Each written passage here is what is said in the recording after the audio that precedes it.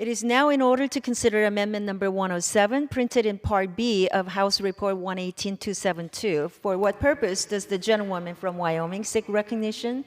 Madam Chair, I have an amendment at the desk. The clerk will designate the amendment. Amendment number 107, printed in Part B of House Report number 118-272, offered by Ms. Hageman of Wyoming. Pursuant to House Resolution 864, the gentlewoman from Wyoming, Ms. Hageman, and a member opposed, each will control 5 minutes. The chair recognizes the gentlewoman from Wyoming. Madam Chair, I rise today in support of my amendment number 107, which prohibits the Department of Education from carrying out strategies listed in the department's report titled Strategies for Increasing Diversity and Opportunity in Higher Education.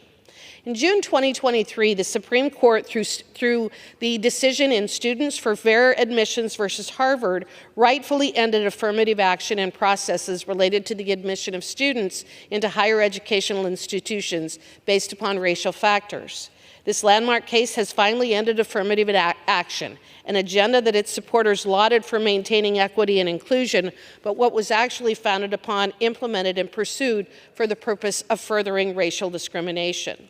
As Justice Roberts has previously said, the way to stop discrimination on the basis of race is to stop discriminating on the basis of race. I agree.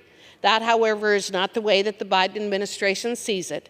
The Biden administration and the Federal Department of Education don't seem to care what the Supreme Court says and have every intention to continue implementing programs that directly violate the fair admissions decision. The current federal education department has done what agencies like this do best. They release a report that, while having no force and effect of law, provides a roadmap for colleges and universities to effectively continue their race-based admission practices. The Federal Department of Education, in other words, is simply continuing with its race-based discrimination, just calling it by another name. My amendment is designed to block the Department of Education's efforts in that regard, and I encourage my colleagues to vote in favor. With that, I reserve. The gentlewoman reserves. Any member claim time in opposition? Madam Chair, I claim the time in opposition. The gentlewoman is recognized. I rise in opposition to this amendment. This amendment blocks suggestions and recommendations from a report by the Department of Education to ensure that college is available to all Americans who wish to attend, not just the wealthy, not just the privileged.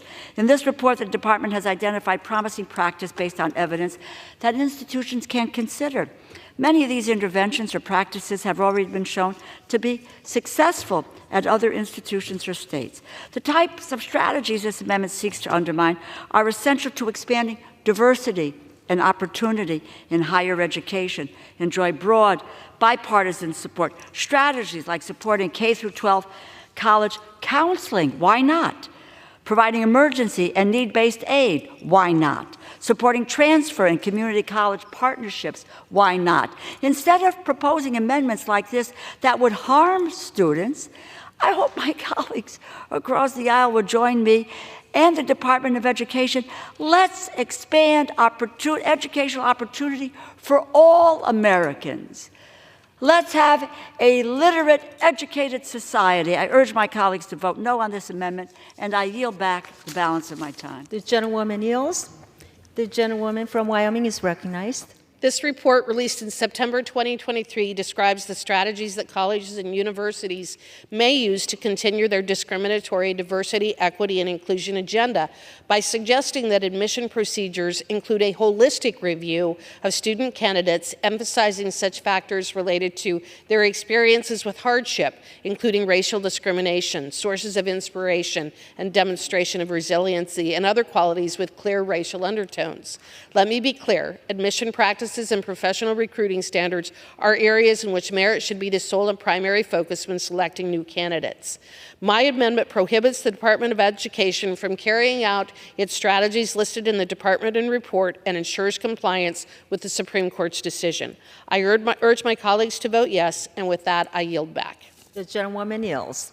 The question is now on the amendment offered by a gentlewoman from Wyoming. Those in favor say aye. Those opposed say no. In the opinion of the chair, the ayes have it, and the amendment is agreed to. It is now in order to consider amendment number 108, printed in Part B of House Report 118-272. For what purpose does General